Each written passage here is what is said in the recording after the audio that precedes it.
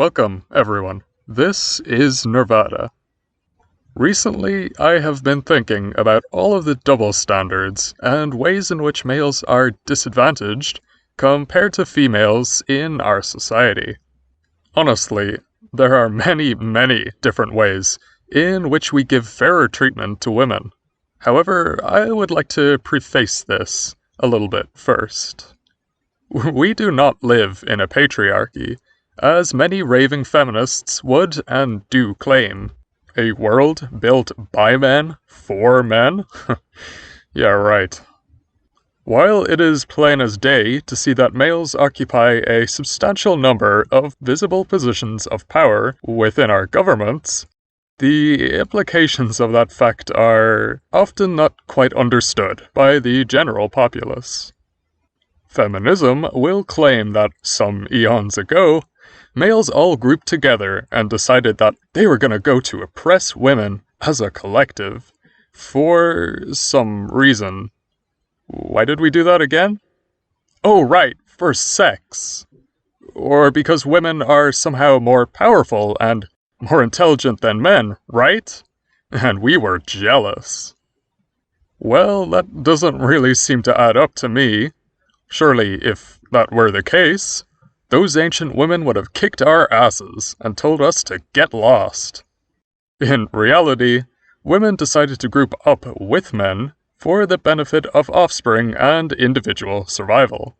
And thus, males became the bodyguards of females and general society.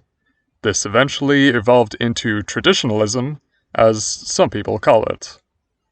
You see, males held visible positions of power almost exclusively across the planet for so long, not because they were oppressive totalitarians, but because they needed to direct the disposable workforce. Males constructed, maintained, and invented everything in our society, and still mostly do to this day, which is why having males at the head of these affairs also is more convenient.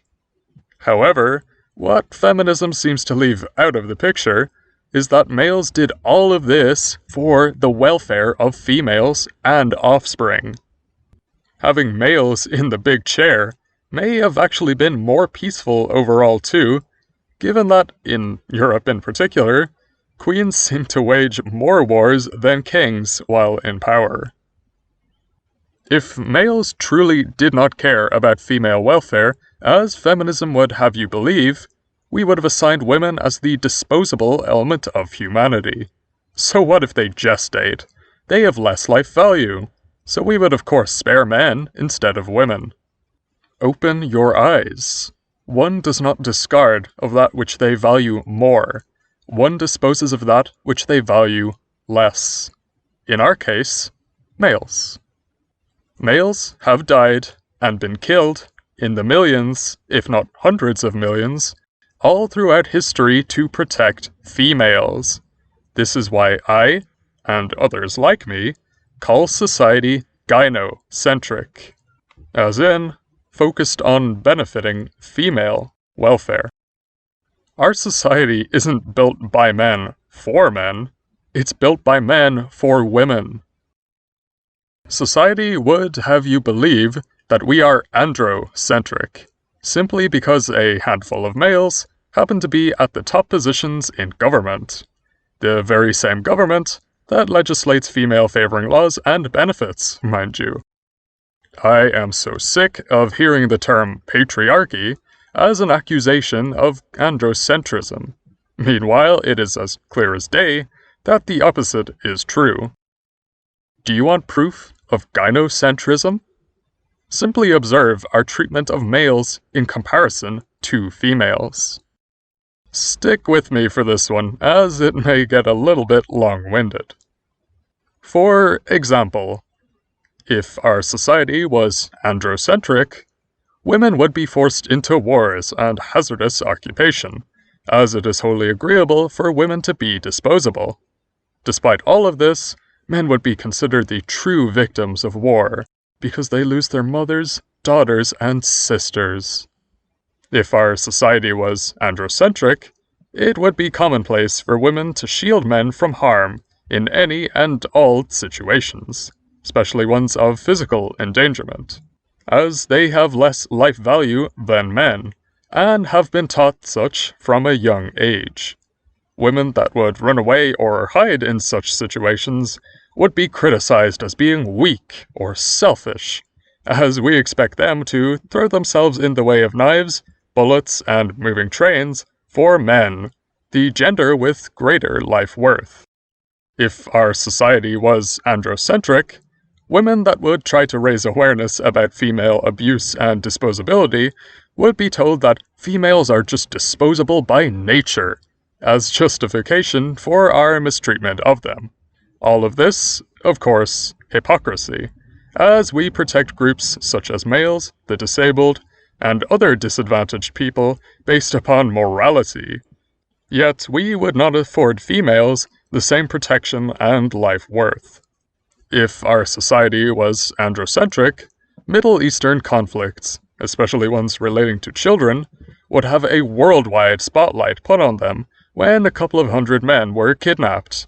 Meanwhile, we will not mention that the reason they only kidnapped boys is that they already slaughtered all of the female schoolgoers. But apparently pushing the male victimization narrative is more important than demanding justice for those who've been murdered in cold blood. News outlets would not even bring attention to the brutal slaying of these innocent lives. If our society was androcentric, women would feed the lion's share of the tax machine. Meanwhile, almost all state-funded, gender-specific entities would be completely focused on male welfare. Women would fund domestic violence shelters and crisis groups for men, but not be allowed to make use of these services for themselves. Little girls past the age of 13 or 14 would not be allowed into these places of safety with their fathers, as we would wholly believe that they are malicious and abusive by nature. If our society was androcentric, women being abused by men would be considered either a non-issue, or we would be told that it simply does not exist. The Duluth model would be developed and adopted by all arms of the law, a model which was produced to specifically reduce domestic violence against men. This model would always treat men as the victim in almost any situation. Meanwhile, women would be seen as the aggressors in all domestic conflicts. And even if a woman was to strike a man back in self-defense, this would be considered completely unacceptable, and they would be hauled away. In fact, even in cases where the woman called the police to report abuse, she would have a high chance of being arrested. Meanwhile, the male abuser would be able to sleep soundly at home. If our society was androcentric, women would be expected to be chivalrous and kind to men at all times, and any woman that did not would be considered misandristic and mocked as an incel or woman child. This, of course, would be due to the fact that we would expect and force females to live the way we tell them to, and when they do not, we would mock and shame them to try and force their hand into conformity. Doing this for men, of course, would be oppression, and as such, completely unacceptable. If our society was androcentric, multiple women would go homeless before any man would, and we would ignore them as they sat in the cold, all alone. Meanwhile, we would give attention to homeless men most of the time, and decry the horrible act of discardation that homelessness is. Multiple homeless shelters would pop up that specifically focus on dealing with vulnerable men, yet no such groups would be set up for women. If our society was androcentric, women would be kicked out of the house the second they turned legal age, as we have shaped them into laborers, and it is now time that they start to produce. We didn't actually care about them, and we held resentment towards them all along because we couldn't consider them as beautiful and wonderful as our male children. If our society was androcentric, baby girls would be genitally mutilated in hospitals all over the world, and we would downplay this horrendous act by giving it a nicer term, such as circumcision, an act which we do just because we can, and vaginas look nasty, but look better when they're cut up, at least. Male circumcision, on the other hand, would be considered a disgusting, misandristic act, and we would spread lies that male genital mutilation is much worse, unbeknownst to us that the most common form of male genital mutilation affects males about the same as female circumcision, in terms of loss of sensitivity.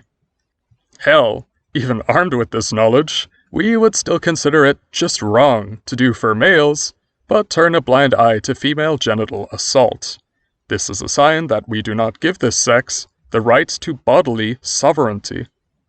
If our society was androcentric, any and all tragedies that we experience would suddenly be considered more tragic if the victims were male, and we would make sure to mention that they were, to provoke a feeling of sorrow in the general populace. Sometimes coming up with such ridiculous statistics as 20% of victims of X are men, rather than stating 80% of victims of X are women. If our society was androcentric, we would tell women that they are incomplete without a man, and that the only way they can find happiness in life is with male approval and eventually the all-coveted marriage. This marriage would be considered his special day, and everyone would tell him about how wonderful he was. Meanwhile, the woman would be told about how lucky she was for finding such an amazing man. Unbeknownst to her that if he should divorce her in a few years, he can take half of her stuff from her, and if she did not agree to this, she would likely face jail time. Oh, and he would of course get custody of the kids the vast majority of the time, because we would not trust that any woman is safe alone with any child, even one of their own. If our society was androcentric, men would have multiple different avenues of birth control. Meanwhile, women would have nearly none. Women would also be criticized for bringing this lack of fairness up in any social setting. If our society was androcentric, women raping men would be considered a vile and disgusting act. Meanwhile, women that were sexually assaulted or raped would be considered lucky because some random man blessed a woman with his approval. Our failure to care for female worth would extend to even children, as we would tell girls of 13 or 14 that were raped by male teachers that they were also lucky, and we wish that had happened to us when we were younger. On the off chance that the man would be prosecuted for this crime, we would downplay it by reporting that this fully grown man seduced this young woman, instead of using the term we always should have: rape. Female teachers that rape boys, on the other hand, would be hanged from the nearest tree if they were not taken into police custody quickly enough. In most cases, the general populace would not even believe that males had the evil in them to rape women, and that if they did it, it was probably a result of the abuse that they had suffered from females in the past. Continuing on, if our society was androcentric, males would seemingly make up the vast majority of rape victim statistics, and females would constantly be shamed and belittled into believing themselves and their sisters into being uncontrollable rape machines. Little would they know that many of the organizations that record said statistics would either ignore female victims completely or put them under a different subset of sexual assault, which is synonymous with rape, but not included in rape statistics, further perpetuating the lie that it is a majority of males that experience rape. On the subject of crime, if our society was androcentric, women would face up to 60% higher sentencing times for the same crimes as men. Of course, but as we consider males to be the benevolent and all-caring gender, we would believe their displays of victimhood, as they blame some random woman for how they acted, such as an abusive mother or girlfriend. Everyone would feel sorry for this man, even if the crime he committed was unimaginably disturbing, such as murdering his own children. Judges would be criticized for condemning this man, and be told that they just needed therapy, not jail time. Meanwhile, women that commit equivalent crimes would be considered proof of malevolent female nature, and judges would be encouraged to lock them up and throw away the key. If our society was androcentric, we would take away from female accomplishments by saying that behind every great woman there is a man. Women would also be the center of mockery in all media, as we would poke fun at their anatomy and behaviors as some sort of payback for all of the abuse and suffering that women have caused men. This would be seen ad infinitum, as women would be portrayed as clueless dopes in sitcoms and movies. Meanwhile, males would be seen as perhaps flawed, but still beautiful and beyond reproach. If our society was androcentric, women would engage in widespread physical trespasses against one another daily, even hourly. They would grab and attack each other's genitals, as we have told them that it is disgusting and horrible. Also evidenced by the fact that we see fit to hack it up when they are in their most helpless state, simply because we can. They would attack the very thing that is considered female, which, of course, we as a society despise. Female criticism and physical trespass in media would also be a commonplace form of comedy, and fun for the whole family. Male talk show hosts would make fun of females who had been physically trespassed or mutilated by partners for cheating. Meanwhile, abuse or mockery of men would be treated with unanimous contempt, and we would shield our young from it. If our society was androcentric, there would be thousands of swear words for female anatomy, and particularly genitalia, all with negative connotations. These would be used ad infinitum. Male anatomy would get this treatment to a far lesser extent, and we would be taught that using these terms that specifically disparaged male anatomy was offensive and misandristic. Meanwhile, these same people would see no hypocrisy with using terms that wholly disparaged female anatomy. If our society was androcentric, female rights advocacy would be considered some fringe group of misandrists on the internet that have a completely distorted worldview. Meanwhile, we would trip up all over ourselves to praise men's rights advocates, and give it all of the funding in the world to produce biased studies which push a male victim narrative. Special wording and definitions for crimes would be produced so that males would rarely ever fall under these criteria, so we can keep publishing stats that prove malicious female nature, while purposely hiding males that do wrong. If our society was androcentric, women would be forced into a stoic existence, and would not be allowed to express themselves, emotionally or physically. If they did, we would mock and berate them for being weak, tell them to cut their hair, trim their nails, and look more practical. Meanwhile, men would be allowed to present themselves in the most impractical ways possible, and this would still be considered completely acceptable. Women would be forced into silence and internalizing their pain, crying all alone as to not be seen as weak or shameful. In fact, after such a long time of resisting from crying, women may not even know how to do it properly. When women would commit suicide en masse, we would act shocked or confused, saying that we never knew they were feeling down, never acknowledging that from birth, we taught them to internalize their suffering. If our society was androcentric, the female suicide rate would be 3 or 4 times higher than that of the male rate almost globally. Meanwhile, we would simply shrug our shoulders, say that women must be more impulsive, and that this is the reason why they are committing suicide in droves. We would then turn around and have the gall to tell women that they live in a woman's world, and that men have it so much worse than them. In fact, we would criticize women that commit suicide, and call them selfish. This is not a phrase we would use for men that commit suicide, though, as we would not expect men to contribute to our society. Meanwhile, women committing suicide without giving us their pound of flesh would be considered self-centered. If our society was androcentric, female serial killers that targeted males would be considered the lowest of the low, the most evil members of our society, as they prey upon those who we value most, males. This would outright be seen as a gendered crime fueled by hatred.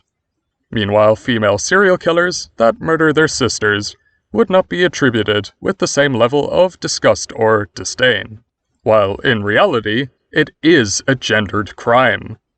In this scenario, we have brainwashed women into considering themselves as having less human life value than men. Thus, they almost exclusively dispose of the lesser sex. If our society was androcentric, we would use women as lab rats in experiments while testing new medicines, a practice which they only sign up to en masse because they know that deep down they are considered disposable and desperately need the money. When medicines would then work better on women, or would have adverse side effects for men which we could not have known about, as we shield them from potentially dangerous experiments, men would cry foul and say that the pharmaceutical industry is too female-focused. If our society was androcentric, you would not have read through each of these points while feeling uncomfortable, or tried to dismiss my points by bringing up the suffering of women in your head.